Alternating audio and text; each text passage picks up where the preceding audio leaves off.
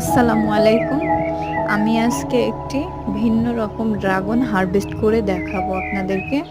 দেখুন, এটিকে দেখলে মনে হয় একটি ফুটন্ত গোলাপ, একদম গোলাপের মতন। আর জাতটির নামও পিঙ্ক রোজ, মানে গোলাপি গোলাপ। একদম একটা ফুটন্ত গোলাপের মতনই দেখাচ্ছে ফলটিকে। এই ফলটি আমি খেয়ে আপনাদেরকে দেখাবো ভিডিওটি কেমন অদ্ভুত, যাকে বলা হয় প্রতিবন্ধী ড্রাগন।